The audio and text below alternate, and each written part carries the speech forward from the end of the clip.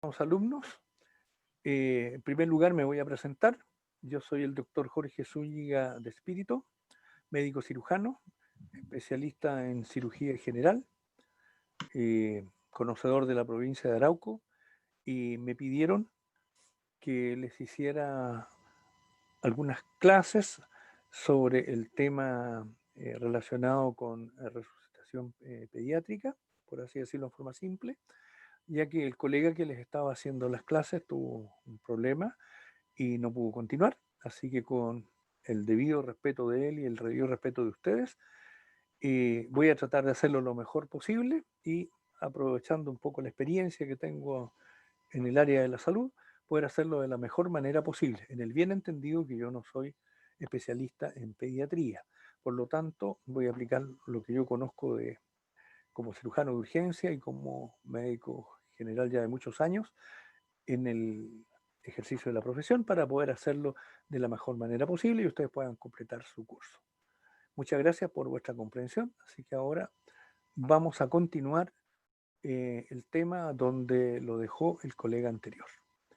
Si me permiten entonces un minuto para poder compartir la pantalla. Ahí estamos. Y poder entonces iniciar nuestra presentación. Ahí estamos. Muy bien. La primera diapositiva que yo me encontré en el PowerPoint es esta, que habla de las herramientas farmacológicas. Yo imagino que habían hablado ya de una serie de temas porque yo revisé la clase anterior. Y este solamente para partir, solamente para una manera de introducción, les quería hacer uso de esta diapositiva y la excusa porque van a haber varias que están en inglés, pero no interesa que lo traduzcan ni mucho menos, sino que en esta diapositiva solamente hacer hincapié en una cosa fundamental que es en cualquier tratamiento que se haga en niños, desde el recién nacido hasta los adolescentes, en que las dosis farmacológicas de los medicamentos, ¿no es cierto?, son dosis que tienen que ser dadas en forma exacta y hay que conocerse la dosificación. A modo de ejemplo, aquí tengo la atropina,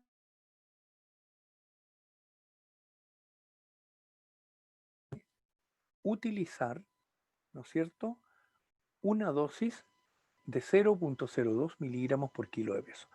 Toda la dosificación para este tipo de pacientes se hace en base a miligramos o gramos por kilogramo de peso. Entonces aquí existe una tabla, no sé, que ustedes la pueden revisar con calma y la van a ir aprendiendo en la medida que ustedes vayan trabajando. Bueno, los que trabajan en pediatría ya la manejan seguramente con mucho más facilidad, o si no, como lo hacía en mis tiempos cuando estaba aprendiendo pediatría en la universidad, andaba con una tablita, ¿no es cierto?, de medicamentos para no equivocarme con la dosis de los niños, ¿ya? Así que por eso quise usar esta diapositiva. Bueno, muy bien. Ahora entonces entremos en materia, vámonos al tema que continúa en este curso, que se refiere al distrés respiratorio y a la insuficiencia respiratoria. El distrés respiratorio y la insuficiencia, ¿no es cierto?, tienen varios motivos que pueden llevar a este tipo de falla, ¿no es cierto? Y estos son la ventilación y la oxigenación. La ventilación tiene que ver con los mecanismos que llevan el aire desde afuera de vuestro cuerpo hacia el interior, como lo muestra el dibujo animado que tengo ahí en la flecha, en que me permite que el aire ingrese al aparato respiratorio para ingresar el oxígeno que contiene el aire y me saque de los pulmones el anhídrido carbónico y lo tire, ¿no es cierto?, lo lance hacia afuera. ¿Ya? Para que se cumpla esta función, es importante que veamos varias cosas que tenemos que tener presente. Ustedes saben de que esto se hace en forma rápida, eficiente y sin demorar. Está la vía aérea despejada, eso ya lo han visto en resucitación, pueden haber múltiples causas de esto. Uno hace siempre un recuerdo rápido, por una obstrucción, por cuerpo extraño, por líquido, por vómito, puede ser mala posición del cuello. O sea, pueden haber múltiples causas que me tengan que la vía aérea no esté despejada. Entonces, preocuparse que la vía aérea esté despejada. Y a continuación, Tenemos la vía aérea despejada, pero vemos que no se mueve el tórax, no se mueven los músculos respiratorios. Por lo tanto, puede haber una causa, fatiga, puede haber una causa, colapso, puede haber una causa, pérdida del conocimiento, a pesar que a veces la pérdida de conciencia, ¿no es cierto?, permite que los músculos respiratorios sigan funcionando, porque eso es un fenómeno automático. Por lo tanto, entonces, tenemos que ver que los músculos respiratorios estén funcionando. Y todo esto, por supuesto, asociado a la frecuencia cardíaca, a ver si esta frecuencia cardíaca es suficiente. ¿Por qué? Porque si no tenemos un suficiente flujo sanguíneo que nos mueva la sangre desde los pulmones, donde se oxigena, hasta que llegue a los diferentes tejidos, los diferentes órganos, indudablemente que vamos a tener entonces un buen problema, y esto entonces se produce cuando tenemos una depresión respiratoria central. Ahora, estando eso ya revisado, ¿qué pasa con la oxigenación? Primera pregunta, ¿la oxigenación es suficiente? O sea, la cantidad de oxígeno que tiene el aire es suficiente. Por ejemplo, la altura, con respecto al nivel del mar influye en la concentración de oxígeno. Eso a lo mejor ustedes lo recuerdan. Si yo tengo una persona que está respirando a nivel del mar, va a respirar el máximo de saturación de oxígeno que tiene el aire que inspiramos. Pero si nos cambiamos altura, subimos a la cordillera, y cuando recién vamos subiendo a la cordillera nos damos cuenta que como que nos cansamos, nos falta, como que nos falta aire. Claro, porque la concentración de oxígeno es menor. Así que indudablemente que una resucitación en una persona que está a nivel del mar con una persona que está en altura, indudablemente que nos va a influir para eso la concentración de oxígeno. La otra causa que nos puede producir falla de la oxigenación es el flujo pulmonar insuficiente. O sea, los pulmones tienen que tener suficiente sangre que circule por ella, salga por ella y se vaya a los tejidos. Pero puede pasar, ¿no es cierto?, que tengamos problemas, por ejemplo, shunt, o sea, esos son cortocircuitos que se producen en el aparato circulatorio por diferentes causas, y lo otro, ¿no es cierto?, el tromboembolismo pulmonar. Obvio, los tromboémbolos, nos tapan, ¿no es cierto?, los vasos, y por lo tanto la cantidad de flujo sanguíneo que vamos a tener es menor, ¿ya? Y además entonces debemos considerar si tenemos un intercambio efectivo, o sea, tenemos oxígeno, tenemos el flujo pulmonar, está bien, pero el intercambio es efectivo. Entonces puede que no sea. ¿Por qué? Porque puedo tener una neumonía, por ejemplo. La neumonía me va a ocupar parte de los alvéolos pulmonares, ¿ah? Y van a estar ocupados por líquido, por secreción, por inflamación, y no van a ser funcionalmente activos. Así que por lo tanto, estos factores tenemos que considerarlos para saber cuáles son las causas que vamos a tener de esta insuficiencia en la ventilación y en este caso en la oxigenación. Muy bien, pues acá tenemos esta diapositiva que es más o menos para resumir lo que se ha conversado, y también siempre pido las disculpas cuando están en inglés, pero la presentación estaba así. Pero en todo caso, abajo está explicado lo que quiere decir esta diapositiva, ¿no es cierto?, en que el distrés respiratorio se produce, ¿no es cierto?, por ejemplo, cuando tengo una taquipnea, se aumenta el esfuerzo respiratorio, aumentan los ruidos respiratorios, tengo taquicardia, tengo agitación, tengo palidez y algunas cosas variables. Y la falla respiratoria, ¿no es cierto?, tenemos una respiración superficial, no hay esfuerzo respiratorio, sonidos anormales, por supuesto, bradicardia, o sea, lo contrario de la taquicardia también me va a afectar, ¿no es cierto?, el flujo respiratorio, fallas en la respuesta, cianosis y otras causas variables.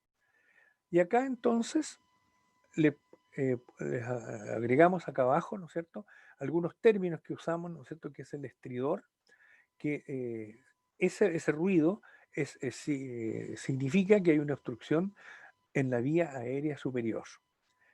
Cuando se produce como un gruñido, hay una obstrucción en la parte superior por inflamación, y puede haber también por lo que llamamos reclutamiento alveolar, ocupación alveolar, en el caso de la neumonía. La sibilancia, o sea, como que silba el pecho, eso lo han escuchado muchas veces en las personas que tienen ataque de asma, que tienen ataque de asma. Oh, oh, sonó el teléfono. Bueno, mil perdones, me parece que sonó el teléfono. Voy a. ¿Paraste un poquito? ¿Aló? Ok. Bueno, entonces ya les he señalado lo que significa el contenido de esta diapositiva que está en inglés, por eso la mostré muy cortita, si era más que nada para señalar esos acápites. Entonces, pero sí abajo les puse, ¿no es cierto?, algunos términos que uno los escucha con cierta frecuencia y es bueno definirlos. Por ejemplo, ¿qué es un estridor? El estridor, que es un ruido muy característico, significa que hay obstrucción de la vía aérea superior. Es cuando la persona está, pero que se pega un respiro, pero con todo esfuerzo y suena un ruido muy especial. El gruñido, o sea, igual, un gruñido, ¿no es cierto? Hay una obstrucción superior, pero es por inflamación, y además puede haber ocupación de los alvéolos, ¿no es cierto? Eso se llama reclutamiento alveolar, como por ejemplo en el caso de la neumonía, porque la neumonía, los alvéolos pulmonares se ocupan por líquido y por inflamación. Entonces, después tenemos la sibilancia, que es lo más fácil de escuchar, porque lo he escuchado, quien no estaba en urgencia, ¿no es cierto? Llega una persona con asma y llega muy afligido porque está respirando mal y se siente como le silba el tórax, el pecho, ¿no es cierto? Y eso entonces es por obstrucción de la vía aérea inferior, o sea, de los bronquios, bronquíolos. Y eso habitualmente se da en las crisis de asma, ¿ya? Y también tenemos, ¿no es cierto?, lo que conocemos con los crépitos. Cuando ocultamos los pulmones, ¿no es cierto?, tiene un sonido muy especial, los crépitos, que significa eso, que hay líquido en los alvéolos o los alvéolos están parcialmente colapsados. Entonces, al entrar el aire, al hacer el esfuerzo de inspirar, se produce un ruido muy especial, como que crepita, como que cruje. Eso se conocen con el nombre de crépito y eso se escucha con el fonendoscopio, ¿ya?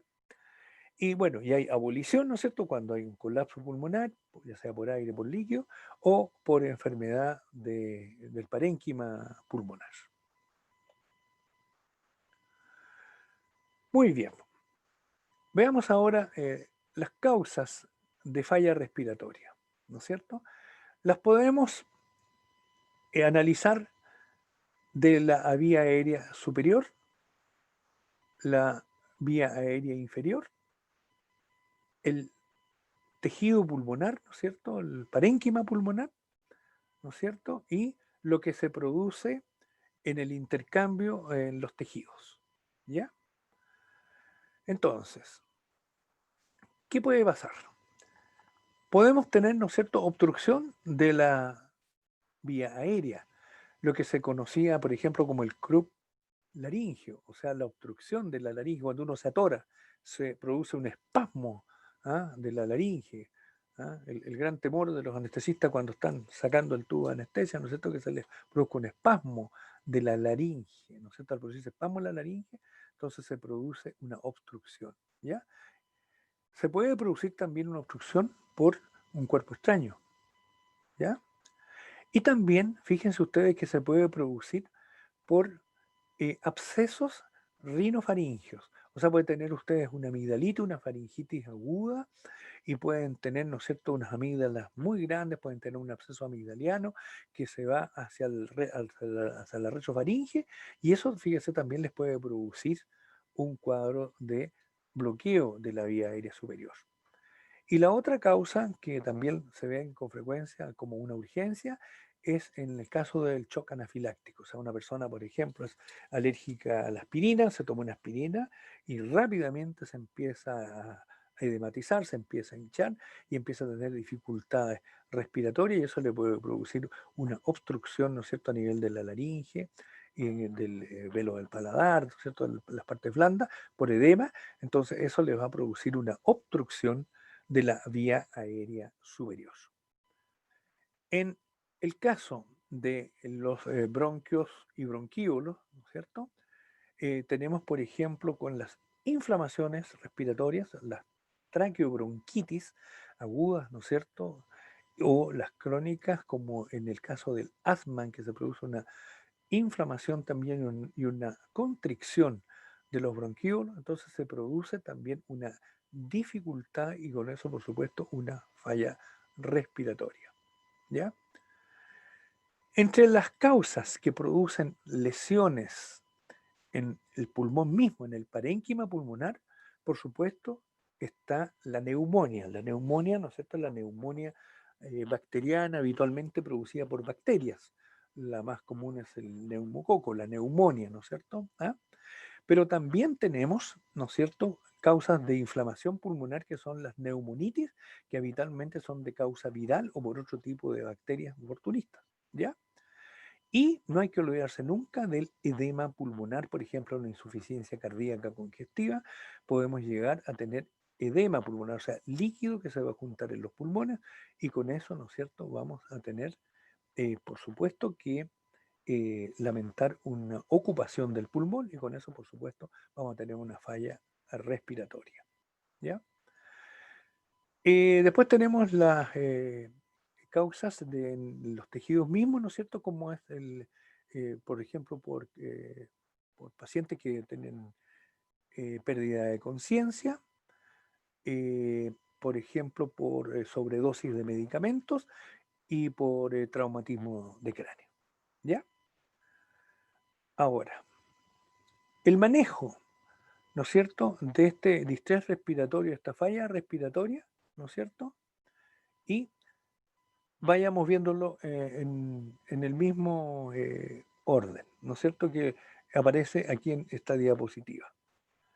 Primero, la vía aérea, ¿no es cierto? Bueno, preocuparnos es que esté abierta, ¿no es cierto?, esta vía aérea, ¿ah? Y que esté limpia y tener un soporte de esa vía aérea. Por ejemplo, poner una cánula, ¿ya? Si tenemos líquido o tenemos secreciones, ¿no es cierto?, hacer una aspiración, ¿ah? Y, por supuesto, considerar mecanismos avanzados. Para la respiración, un monitor de oxígeno que está entregando oxígeno, suplementación de oxígeno, y usar, por ejemplo, en el caso de bronquiolitis, asma, ¿ah? Los nebulizadores que me faciliten como llamamos nosotros, la fluidificación de las secreciones, las permitan que ellas salgan. En el caso entonces de fallas de la circulación, tener que tener los signos vitales monitorizados, ¿ah? Y establecer, por supuesto, un acceso vascular. Cuando tenemos fallas metabólicas producidas, o sea, respiratorias, que me pueden llevar después a una falla metabólica, ¿ah? Y si estamos pensando en causas, por ejemplo, de tipo alérgico o de edema, ¿ah? Podemos usar los antiinflamatorios potentes que conocemos que son la dexametasona. Por supuesto, continuar inmediatamente con el oxígeno. Las nebulizaciones, por ejemplo, en un paciente asmático se ven bastante beneficiados y si estos medicamentos no funcionan y el paciente no está respirando, tenemos que rápidamente llevarlo a intubación y si eventualmente eso ya fuera insuficiente, el resorte final que tenemos, que es la traqueostomía. Aquí tenemos entonces más o menos lo que habíamos conversado, pero resumido en este cuadro, ¿no es cierto?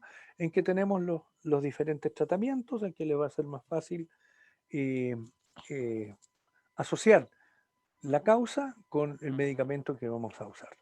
Por ejemplo, en la obstrucción, en lo que se llama el CRUP del laringio, habitualmente, ¿no es cierto?, se produce por un cuadro de tipo inflamatorio, puede ser una anafilaxia. Usamos la dexametasona, por supuesto, usamos oxígeno, nebulizadores y eventualmente podemos llegar a intubar o traqueotomía si es que en la obstrucción a nivel de la laringe no pasa. En el cuerpo extraño, bueno, hay que indudablemente tratar de sacar el cuerpo extraño, pero si no, ustedes se fijan, repetimos el mismo tratamiento. Si no logramos solucionar la permeabilidad de la vía aérea, tenemos que llegar eventualmente a la traqueostomía si tenemos la obstrucción que no nos va a permitir intubar. Y en el caso del shock anafiláctico, el tratamiento usamos la epinefrina, nebulizar, ¿ah? y usamos también la difenilidramina, ¿ya? En el caso ahora de la vía aérea más baja, la vía aérea más inferior, como las traqueobronquitis, usamos habitualmente aspiración y usamos nebulizaciones. Si seguimos un paso más adelante y tenemos el asma, ya los bronquios más chicos, más inferiores, no podemos llegar a ellos, entonces ahí tenemos que hacer oxigenación, nebulizaciones, ¿no es cierto? Con broncodilatadores, uso de corticoides y eventualmente también el uso de sulfato de magnesio, epinefrina y también soporte respiratorio. ¿Ya? Ahora, en el caso de enfermedades del parénquima pulmonar, como es la neumonía, la neumonitis o el edema pulmonar, ¿no es cierto? Bueno, en el caso de la neumonía, igual usamos la dexametasona como poderoso antiinflamatorio. Indudablemente que tenemos que forzar la entrada del oxígeno para que llegue el máximo de oxígeno a sus pulmones. Podemos usar, ¿no es cierto?, también nebulizadores y eventualmente, ¿no es cierto?, intubar y traqueostomía. En el caso de las neumonitis, uso de antibióticos.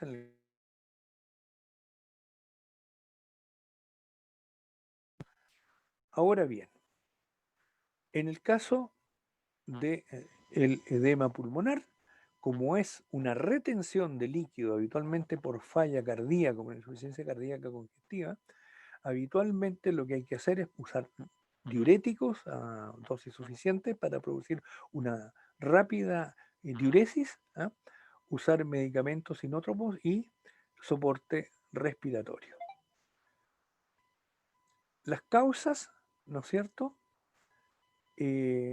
Sobredosis, trauma y sobredosis, esto es con respecto al tejido nervioso, ¿no es cierto? Ahí usamos medicamentos, si son una sobredosis, por ejemplo, de opiáceos, usamos naloxone, que es un medicamento que neutraliza el efecto del opioide. Podemos usar antídotos en caso que sea una causa, alguna picadura o algún fármaco que tenga antídoto, y seguir con su soporte respiratorio. En el caso de trauma, ¿no es cierto? Bueno, eventualmente hay que ver la causa del trauma, un hematoma, una compresión cerebral puede requerir neurocirugía que nos lleve a reducir la presión intracraniana y tengamos siempre este paciente con soporte Dame un respiratorio segundito, es porque que la paré falla un... va a ser central. Entonces voy a seguir ya. Entonces si vemos la cuarta parte de esta tabla, ¿no es cierto?, donde dice las lesiones del tejido nervioso, podemos tener causas por sobredosis, ¿no es cierto?, de opioides, de anestésico, alguna causa que haya producido una sobredosis que me produzca una depresión del sistema nervioso. Bueno, el tratamiento habitualmente es uso de medicamentos como el naloxone que hacen regresar el efecto de los opioides. Puedo tener también algún veneno, algún fármaco, ¿no es cierto?, que tiene antídoto, tengo que usar esos antídotos, así son conocidos. Y también, por supuesto, mantenerlo con soporte respiratorio, porque la falla es central. En caso de trauma, ¿no es cierto?, lo más probable que voy a tener hematomas, puedo tener sangramiento, que me aumentan la presión dentro del cráneo y con eso me están produciendo el daño. Por lo tanto, eventualmente ese paciente debe llegar a neurocirugía para reducir esta presión intracraneal, y por supuesto mantenerlo siempre con soporte respiratorio. ¿Ya? Y en el caso de una causa anafiláctica es por sobredosis o no necesariamente una sobredosis, sino que un fármaco o un producto que le produce alergia y la persona se descuidó y esa sobredosis le produjo entonces el fallo también en el sistema central, sistema nervioso central. Bueno, otro fenómeno que tenemos que estudiar y ver, habíamos dicho, es la parte respiratoria, y la otra, ¿no es cierto?, es la parte circulatoria. Y la parte circulatoria, ¿no es cierto?, depende de la bomba, depende del corazón. El corazón es el que nos va a bombear la cantidad suficiente de sangre a permitir que este flujo sanguíneo llegue y oxigene los tejidos. Esta bomba, este corazón, puede fallar, claro, puede fallar. Entonces aquí tenemos las causas de que puede fallar. Y una de ellas, ¿no es cierto? La primera es que el corazón lata más lento, o lo que se llama la bradicardia. Y de esta bradicardia, ¿no es cierto? Hay varias causas. ¿Ah? Hay una bradicardia sinusal, o sea, el corazón funciona bien, trabaja como corresponde, pero su ritmo, su frecuencia está disminuida por diferentes causas. ¿Ya? Y si nosotros estuviéramos viendo un electrocardiograma, esa sería la imagen que nos da. O sea, la imagen normal, ¿no es cierto? Un ritmo sinusal, pero el espacio en las contracciones ventriculares son mucho menores. ¿Ya?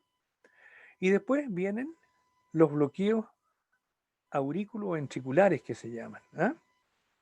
Y están divididos en primero, segundo y tercer grado. ¿Ya? ¿Qué se produce ahí? Existe una falla en la conducción, en las fibras que conducen el impulso que da el nodo sinusal o marcapaso y que lo va a distribuir, ¿no es cierto?, al nódulo de Kitty-Flack o al nodo de Chostavara y eso a la red de Purkinje y eso entonces en esa red se van a ir produciendo los diferentes bloqueos. ¿Ah?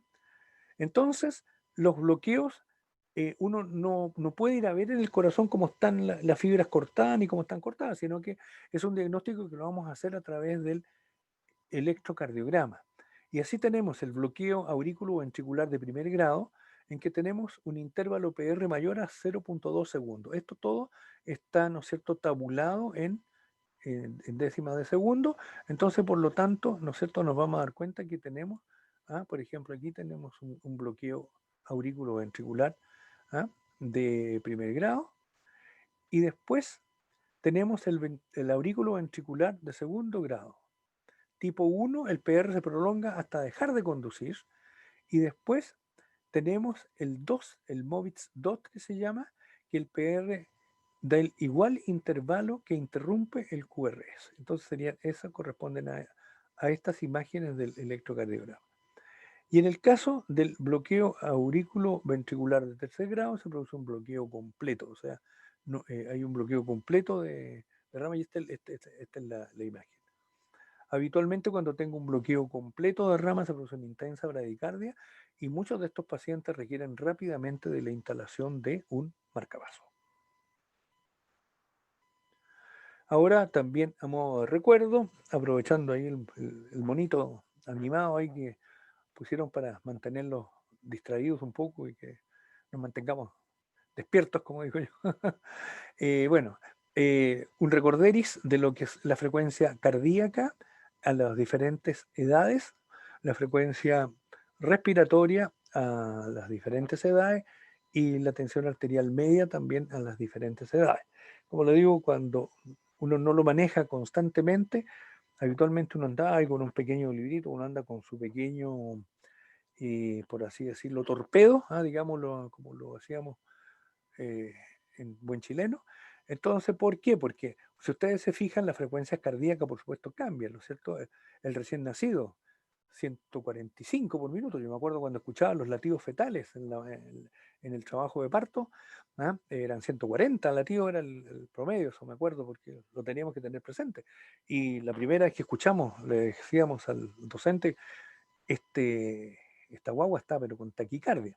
No, pues esa es la frecuencia normal, ¿no es cierto?, de un niño de término, ¿no es cierto?, o que está un recién nacido que ya, por supuesto, al momento de nacer, es donde se produce el shunt pulmonar, ¿no es cierto?, que permite el funcionamiento de las cuatro cavidades, entonces puede llegar a bajar un poco la frecuencia cardíaca hasta entre 95 y 145 latidos por minuto. Y de ahí en la medida que vamos creciendo en edad, va decreciendo.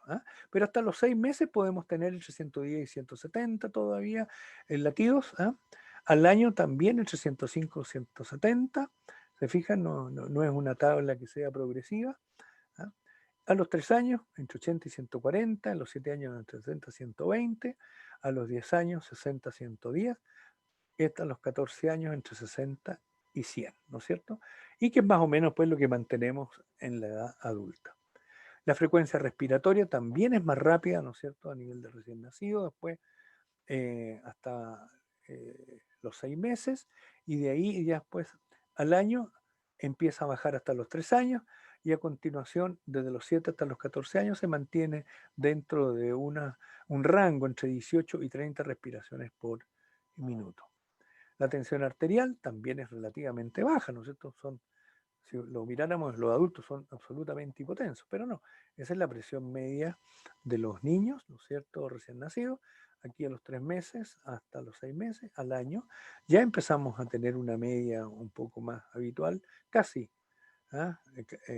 mirando con la hipertensión, y acá ya los valores que se van acercando más a lo que es la adultez. Por eso es importante tener presentes estos valores, porque ustedes ven, cambian y no tienen nada que ver ni con la edad, ni con eh, otras características de los niños, sino que no llevan un patrón estable, sino que son valores que son valores promedio, son valores que los hemos tenido que aprender y valores que vamos a tener que recordarlos o tenerlos, como le decía yo, en algún ayuda a memoria. Muy bien. Ahora bien, ¿qué hacemos de tratamiento? Por ejemplo, para una bradicardia sintomática, ¿no es cierto?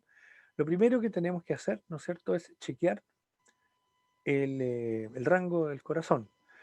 Hay que confirmar anormalidades que nos tienen el corazón latiendo a bajo rango, o alguna causa que haya provocado esta bradicardia o por algún mecanismo o alguna causa de que haya hecho bajar este corazón a que se transforme en bradicardia. Ahora bien, ¿qué tenemos que hacer? Preocuparnos de la vía aérea, preocuparnos de la respiración, chequear el oxígeno, administrar oxígeno si es necesario, ¿no es cierto? Y ver la circulación, o sea, nuestro ABC. ¿Ya? Ahora, continuamos, ¿no es cierto?, a continuación, chequeando por signos y síntomas, ¿no es cierto? Tenemos que ver si hay síntomas de shock o de estado mental que cambian el estado mental de la persona. Puede estar o somnoliento, obnubilado, puede tener pérdida de conciencia. Pueden haber síntomas causados por algunos de estos síntomas están siendo causados por la bradicardia. Indudablemente que si mantengo una bradicardia, la bradicardia se me va acentuando, me van a aparecer, por ejemplo, problemas de tipo mental, alteraciones mentales, porque me está llegando menos sangre al corazón, y eso me va a dar, por supuesto, un signo de alarma muy importante. Ahora, la bradicardia sintomática y seria. En este caso, entonces, tenemos que iniciar, digamos, el tratamiento con fármacos, el uso de la epinefrina y la atropina, y por supuesto, no dejar abandonada, sino que mantener la, la reanimación cardiopulmonar. ¿Ya? Si las drogas que usamos son insuficientes, no fueron suficientes para corregir esta insuficiencia respiratoria, entonces tenemos que considerar, por ejemplo, una... a ver, déjame traducirlo acá, considerar...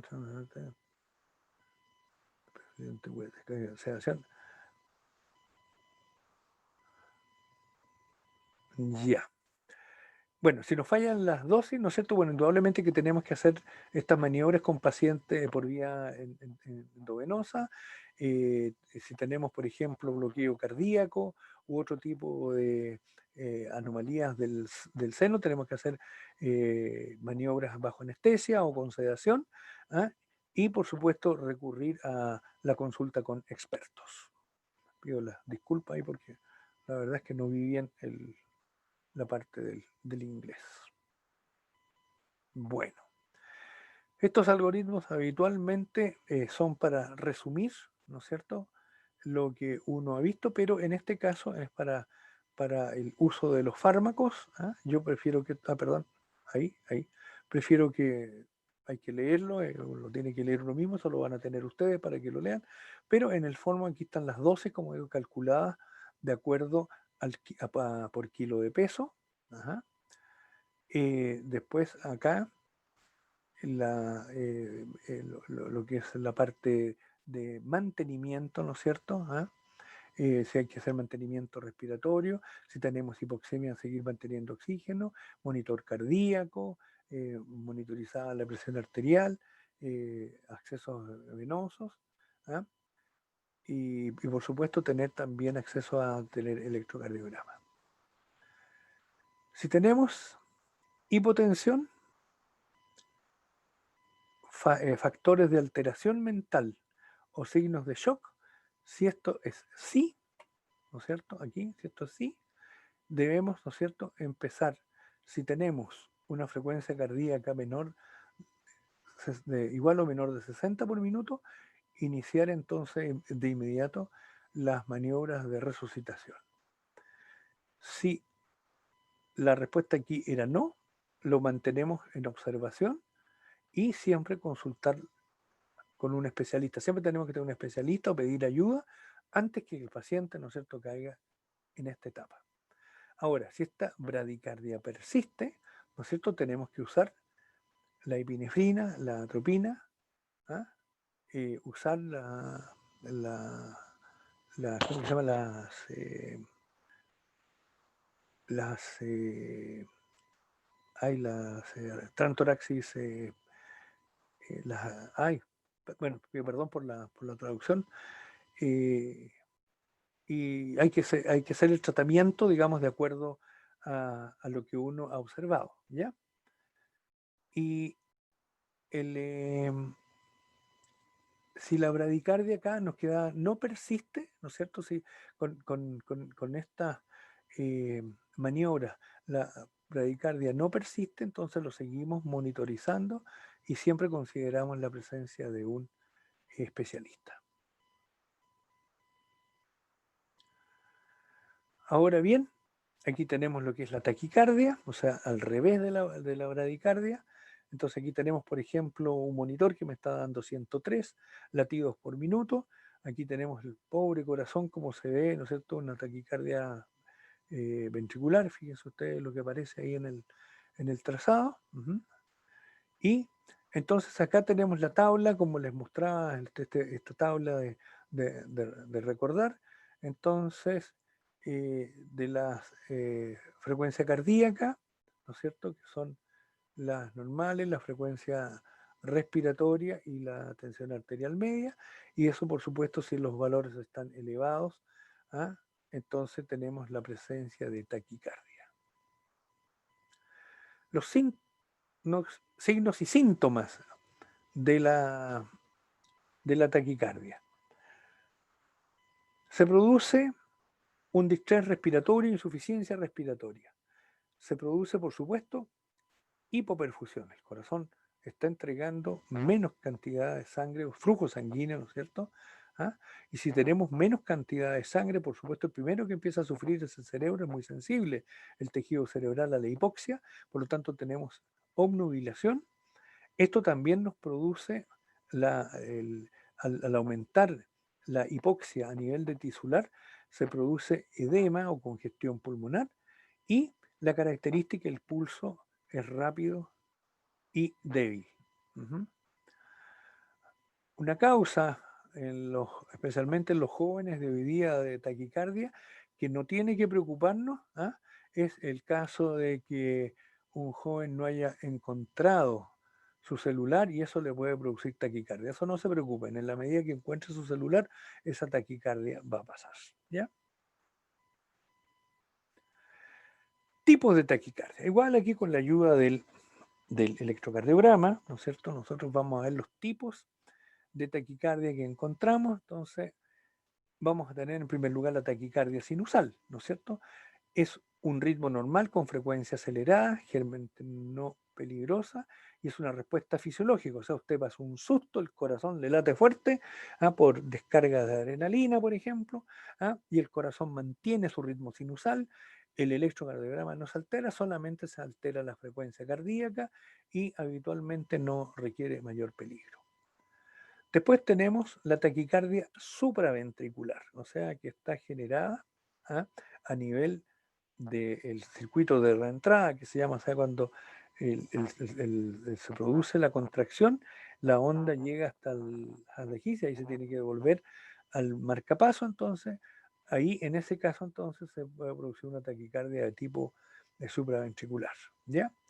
Tenemos también fibrilación auricular por ritmo irregularmente irregular. O sea, tenemos una arritmia que puede ser con taquicardia, por supuesto, eso ya son más peligrosas. Y también tenemos lo que se denomina el flater auricular, o sea, la aurícula se está contrayendo así como si estuviera vibrando, y entonces el corazón va a latir en base a la parte de contracción propia del ventrículo. Y entonces eso se caracteriza en el electro por una onda F que se llama encierra, ¿ya? Y finalmente tenemos la taquicardia ventricular, esa sí que es grave, ¿no es cierto? Porque el corazón prácticamente no está entregando sangre a la periferia y ese es el ritmo acelerado ventricular, ¿no es cierto? La contracción ventricular es así y esa es la taquicardia ventricular. Ahora, acá tenemos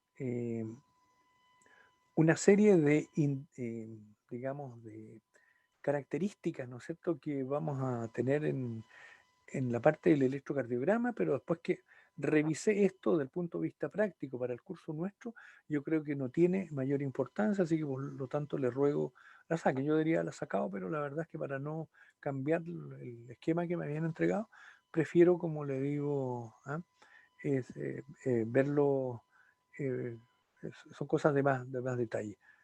Desde el punto de vista práctico no es importante. Y acá, ahora de nuevo tenemos estos algoritmos, ¿no es cierto?, que nos ayudan como a resumir eh, las de distintas causas y el efecto que produce, los tratamientos y, por supuesto, los caminos que tenemos que llevar, ¿no es cierto?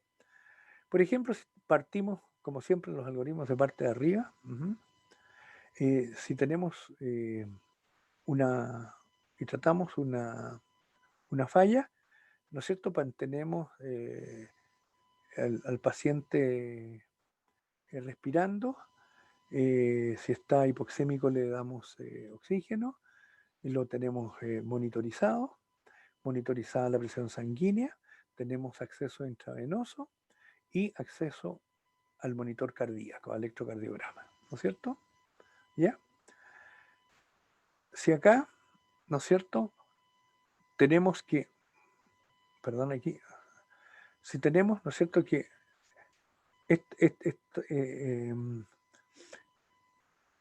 estos signos, ¿no es cierto?, nos han ido fallando y nos van dando signos de alarma, entonces empezamos el uso de los fármacos que hemos ido hablando y hemos ido conociendo, ¿ya? Entonces, hecho esto, se evalúa, ¿no es cierto?, el QRS del electrocardiograma, ¿no es cierto?, y si es, ¿cómo que se llama? Es más angosto, ¿no es cierto? Evaluamos el ritmo de un electrocardiograma o monitorizamos. Y si es un ritmo más amplio y tenemos taquicardia ventricular, vemos si hay compromiso pulmonar, si hay hipotensión, estado mental alterado, signos de shock, ¿no es cierto? Si esto, por supuesto, está muy comprometido, podríamos llegar a tener que, ¿no es cierto?, realizar una cardioversión. Si esto no está tan alterado, ¿no es cierto?, consideramos el uso de adenosina, mejoramos el QRS, ¿no es cierto?, hacemos un manejo, entonces, podemos entonces solicitar la consulta a un especialista.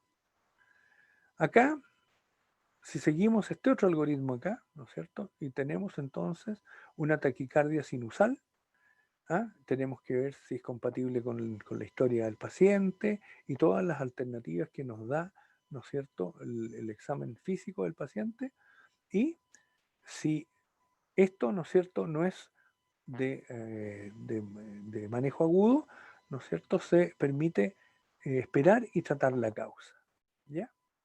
En cambio, si tenemos, ¿no es cierto?, alteraciones de estos parámetros, taquicardia alta, sobre 100, 180, la posibilidad que tengamos una fibrilación ventricular, ¿no es cierto? Si el paciente no llega a ese extremo, se mantiene estable, ¿no es cierto? Podemos usar medicamentos de manejo vagal o adenosina, pero si está inestable, ¿no es cierto? Tenemos que ver la posibilidad del manejo especialista y realizar la cardioversión.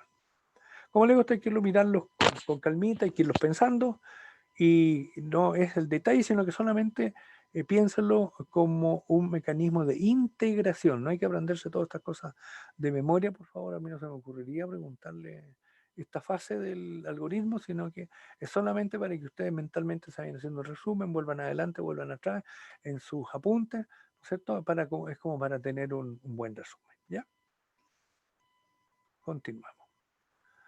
Veamos ahora lo que es el shock. El shock, ¿no es cierto?, es un estado de hipotensión periférica y central que no solo ocurre en cuadros de presión arterial muy baja, y muchas veces se activan mecanismos de compensación, ¿no es cierto? Se activan los mecanismos de compensación. Los tipos de shock, ¿no es cierto? Los tipos de shock los tenemos como el shock hipovolémico, que es la pérdida del volumen intravascular, o sea, tenemos menos volumen de hipovolémico. Tenemos distributivo, o sea, la sangre se distribuye en forma diferente. Por ejemplo, hay un territorio que está vasodilatado, se va mayor cantidad de sangre hacia allá, y el resto de los territorios quedan más pobres en circulación. Después tenemos cuando falla la bomba, ¿no es cierto? Cuando falla el corazón, que es el shock cardiogénico, y como si falla la bomba, por supuesto, no va a haber distribución de sangre. Y por supuesto también puede haber un mecanismo obstructivo. Se produjo una trombosis, se cerró un vaso, una arteria, una vena importante, no llega sangre y se produce entonces un shock. ¿Ya? Los tipos de shock ahora los vamos a analizar por separado acá. El shock hipovolémico, el volumen insuficiente que va a llegar al espacio intravascular. La oxigenación se va a realizar en la célula, en el espacio, ¿no es cierto?, intravascular y en el espacio extravascular. Por lo tanto, si yo tengo un volumen insuficiente dentro de los vasos, que no me va a llegar suficiente oxígeno a los tejidos, indudablemente, ¿no es cierto?, que eso me va a producir un shock. Entonces, en el caso del shock hipovolémico, se trata de que el volumen que va en los vasos sanguíneos, en el intravascular, es insuficiente. Eso se puede deber a una hemorragia, tanto interna como externa, no hay que olvidarse. Puede tener una hemorragia, ustedes están viendo el sangramiento, como puede tener una hemorragia digestiva, que ustedes todavía no se dan cuenta que parte del tubo digestivo está sangrando, la sangre no sale hacia afuera, y lo único que tengo es un paciente hipotenso, pálido, ¿no es cierto?, y que está perdiendo sangre. Entonces hay que considerar siempre que la hemorragia puede ser externa o interna. La pérdida de agua también me produce por la deshidratación. Puede haber una deshidratación importante. La gente que se muere por deshidratación caminando en un desierto, por ejemplo, es por la pérdida de agua, indudablemente que se produce una disminución del volumen, y eso los conlleva, por la deshidratación, los conlleva a tener menos volumen circulante. Pero también la pérdida de agua, ¿no es cierto?, por diarrea, por vómito, o lo que se llama por captación en el tercer espacio, indudablemente que eso me va a producir una hipovolémica, ¿ya? Y una precarga insuficiente con contractilidad normal o elevada. O sea, la precarga es la sangre que retorna al corazón. Si tengo problemas en el retorno de la sangre al corazón, indudablemente que voy a tener entonces un llene del corazón insuficiente, y eso me va a provocar una entrega más insuficiente. Los signos entonces que ustedes tienen que tener presente en el shock hipovolémico. Posible taquipnea, o sea, respiración más acelerada, taquicardia, presión normal o adecuada, no necesariamente puede estar hipertenso, puede tener presión de pulso agudo, lento llene capilar, pulsos periféricos débiles, pulsos centrales pueden estar normales, oligoanuria, o sea, disminución de la diuresis o no orina, y finalmente compromiso de conciencia. En el caso del shock distributivo, el volumen está distribuido fuera del espacio intravascular, dilatación y relajación de la microvasculatura inapropiada. La causa de esto se debe habitualmente a cuadros sépticos, los shock anafilácticos, cuando tengo bloqueo neurológico, por ejemplo, un TEC o un hematoma cerebral o una meningitis, por decirlo, alguna inflamación del cerebro que me produce un bloqueo neurológico, y una causa también en la precarga con contractilidad poscarga varían dependiendo de la causa. ¿Ya? Ya, la parte de inglés la voy a pasar. El shock cardiogénico es el que se produce por una disminución de la contractilidad cardíaca. La respiración está significativamente aumentada, la presión de precarga está aumentada, elevando la presión venosa central y generando edema alveolar. Clínicamente se presenta con disnea, ingurgitación de las yugulares y crépitos pulmonares, frialdad de las extremidades y cianosis, y también compromiso de conciencia, ¿no es cierto? Entonces acá vemos signos, ¿no es cierto?, de edema pulmonar, ¿no es cierto?, por falla en el corazón. Este corazón también, la silueta cardíaca se ve un poco más grande. Y acá entonces tenemos un aparato circulatorio normal, con circulación con corazón normal. En cambio acá, ¿no es cierto?, se produce la falla cardíaca y se produce entonces el edema y la congestión pulmonar. ¿Ya?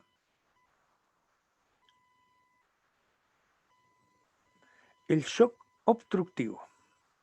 Similar al shock cardiogénico, falla de la contractibilidad debido a compromiso de la precarga.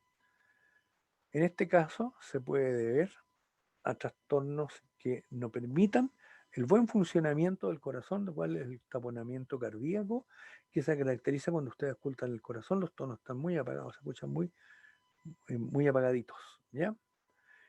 También cuando se produce una rotura pulmonar de distinta causa, el aire sale a la cavidad pleural, el pulmón se colapsa, ¿no es cierto?, que es lo que me muestra aquí el monito, y el neumotor a atención, entonces me comprime el corazón. El taponamiento cardíaco, habitualmente ya sea por líquido o por sangre dentro del pericardio, también deja que el corazón no se mueva. O sea, es como si ustedes lo tuvieran metido en una taza y le empiezan a echar líquido, entonces el corazón no puede expandirse, no puede moverse. Se produce un síntoma que se llama signo paradojal, disminuye la parte obstructiva al inspirar, ¿no es cierto? Cuando tú botas el aire, como el pulmón, este pulmón se achica, este otro también ejerce menos presión porque no está entrando aire, no quiere salir, entonces este corazón tiene como un pequeño alivio, ¿ya? Y el diagnóstico diferencial hay que hacerlo con la embolía pulmonar, o sea, cuando se produce una obstrucción del sistema venoso pulmonar. Así que espero que el monito ahí les recuerde lo del shock obstructivo. Está muy simpático el monito ese. Tratamiento. El ideal es que sea como el tiro al blanco, ¿no es cierto?, donde tiramos la plumilla ahí y le acertamos medio en el blanco. Esa es la idea. Muy bien, vamos entonces a otra de las materias que tenemos que tratar, que es el paro cardíaco. Bueno, entonces vamos a esta otra etapa de nuestra clase, que tiene que ver con lo que es el paro cardíaco, o sea, cuando nuestro corazón se detiene y deja de trabajar, ahí se pone, ¿no es cierto?, muy mala la cosa. Bueno, el paro cardíaco tiene múltiples causas. Varias causas pueden llevar al paro cardíaco. Y por lo tanto, tenemos que reconocer, en primer lugar, con los movimientos cardíacos o con los movimientos del corazón. Si el corazón no está trabajando, o sea, está lo que se llama asistolía, o sea, está detenido el corazón, por supuesto, esa es un paro cardíaco. Puede tener actividad de pulso, pero disminuido. Puede tener fibrilación ventricular, y puede tener pulsos ventriculares disminuidos también por taquicardia. Ahora bien, ¿cómo vamos a reconocer la falla cardiopulmonar? La vía aérea puede o no puede estar presente, ¿no es cierto? O sea, la vía aérea puede estar perfecto, no hay ningún problema, y no ser la causa del paro cardíaco. Tenemos que analizarla, pero también tenemos que analizar la respiración. La respiración, ¿no es cierto?, puede ser lenta, puede ser una respiración más lenta o una respiración inefectiva. Después tenemos que ver la parte de la circulación, ¿no es cierto?, siguiendo el ABC, ¿ya?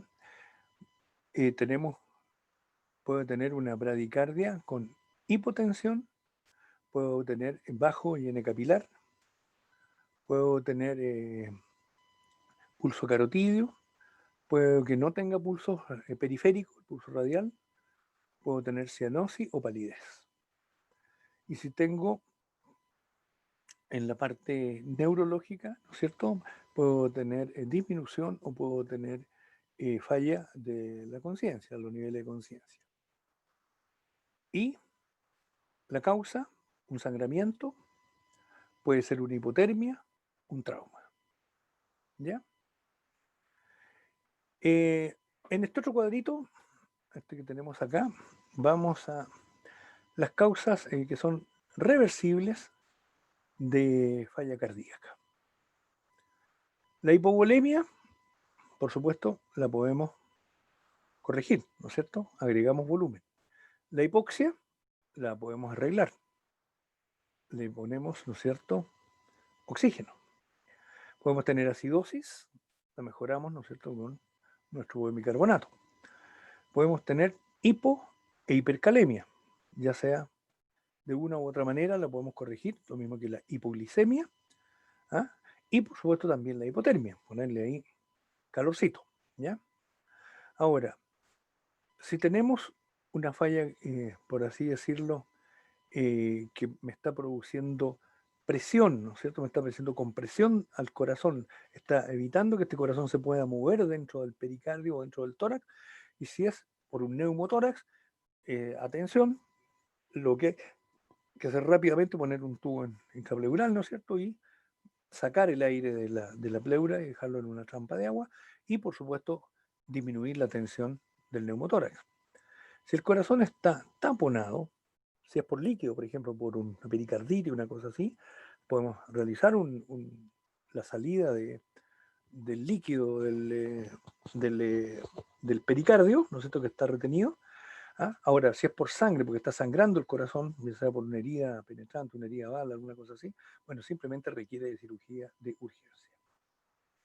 En el caso de las toxinas, tratar de contrarrestarlas, ¿no es cierto?, ya sea con mecanismos de antitoxinas u otro tipo de medidas que nos hagan disminuir la cantidad de toxina que está provocando la falla cardíaca, ¿ya? También podemos tener falla cardíaca por trombosis coronaria, por ejemplo, trombosis pulmonar, y también por trauma, que tenga lesiones que no son reconocibles a primera vista, pero que nos puedan producir, ¿no es cierto?, falla cardíaca. Muy bien, me encuentro que este cuadro está bastante completo y espero que les deje más o menos claro esto que estamos viendo de paro cardíaco. Entonces, veamos Algunas otras características que la actividad eléctrica y sin pulso y el asístole, ¿ah? Que son ritmos no desfibrilables y son letales. Puede haber movimiento de base, pero no actividad cardíaca, siempre comprobar en dos derivadas. La fibrilación ventricular, la taquicardia ventricular sin pulso, ambos son ritmos letales desfibrilables.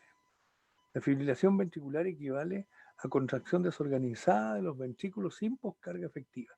No genera perfusión.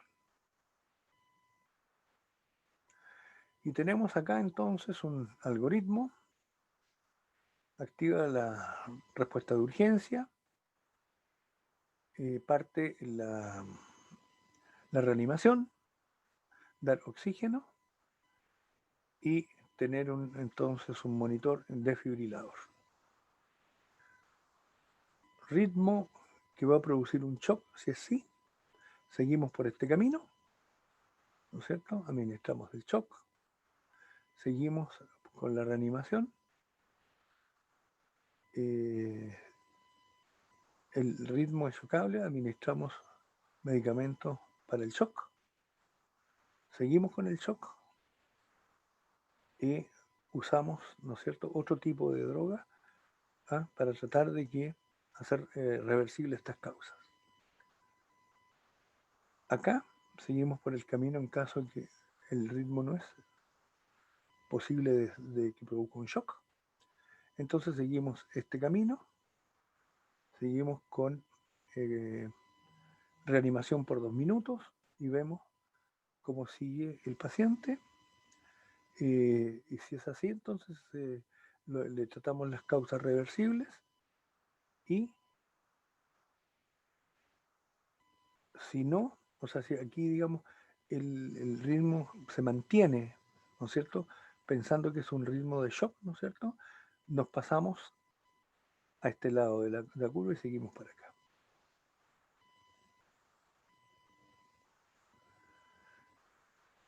Veamos entonces ahora yo diría que es prácticamente un refuerzo de lo que seguramente ya habían visto en la primera clase.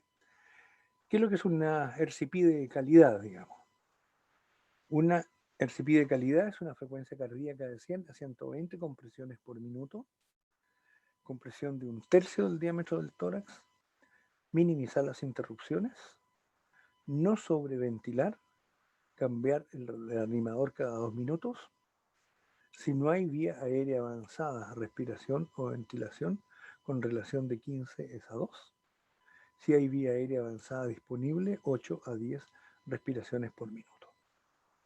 Ahora la energía de la descarga, la primera descarga deberá ser 2 joules por kilogramo, la segunda descarga 4 joules. Eso me imagino que lo habían practicado o lo van a practicar en la parte práctica. Descargas posteriores menores a 0 o a 4 joules y dosis máxima 10 joules por kilogramo. El retorno de la circulación espontánea, el retorno del pulso y presión arterial, ya sea con drogas vasoactivas o autoasistivas, y la presión arterial espontánea con monitoreo intraarterial. ¿Ya?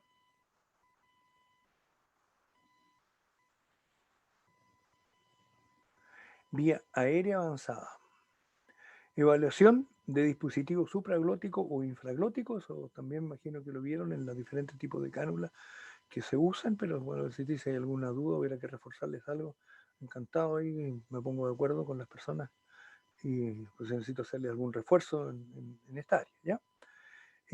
Capnografía con onda confirmada, confirma la posición del tubo, por supuesto, y una vez asegurada la vía aérea, administrar ventilación cada 6 a 8 segundos. Las drogas, epinefrina en dosis de 0,1 miligramos por kilo, repetir cada 3 a 5 minutos, dosis epinefrina total, un 0,1 miligramos, ¿no es cierto?, por kilogramo de peso como total.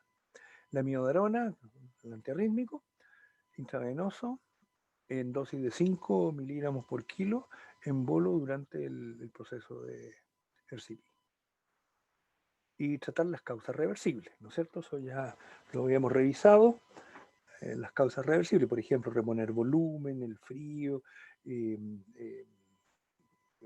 ¿cómo se llama esto? La hipotermia, el volumen, la hidratación, ¿ah? Ese tipo de causas que son las causas reversibles. Si está sangrando, parar el sangramiento, etcétera. ¿Ya? Muy bien. Entonces, estamos en la etapa ya que tenemos completada nuestra etapa de resucitación.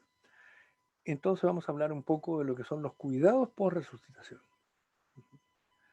Los cuidados de post resucitación van a optimizar la ventilación y perfusión y preservar la función y evitar el daño orgánico. O sea, tenemos que mantener estos parámetros que estén funcionando de la forma más normal posible. Entonces acá tenemos también este algoritmo en que parte con la llamada de auxilio, activación de la respuesta de emergencia, iniciamos la RCP, ¿no es cierto? Conexión a oxígeno y conectar al monitor el desfibrilador. Comprobamos el ritmo.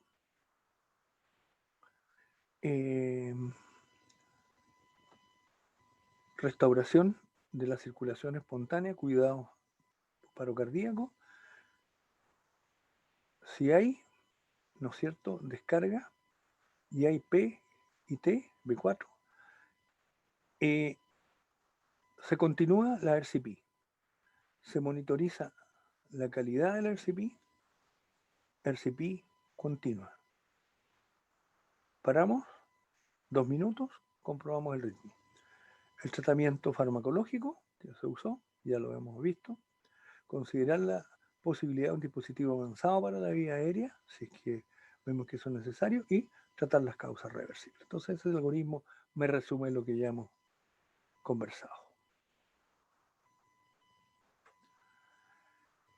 Enfoque sistemático, o sea, vamos a ver qué pasa ahora con el sistema respiratorio.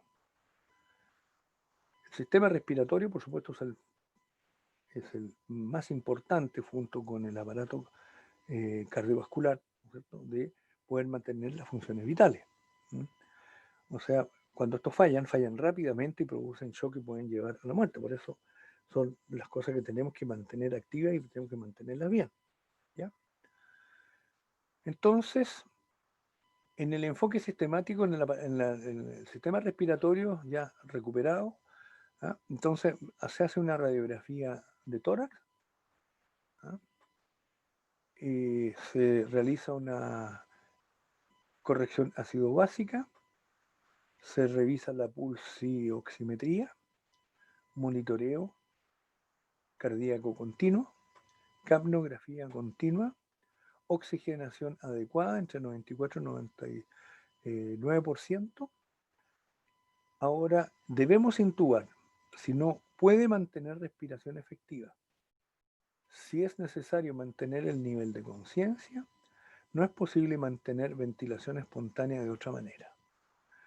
El dolor hay que controlarlo con analgésicos, ansiolíticos y sedativos. Y tenemos una imagen de un pulmón ahí que está bastante congestivo, con bastante edema.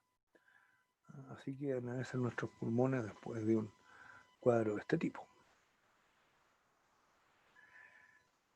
Ahora, en el enfoque sistémico del sistema cardiovascular, vemos entonces exámenes como los gases en sangre arterial, ¿no es cierto?, y la corrección ácido-base.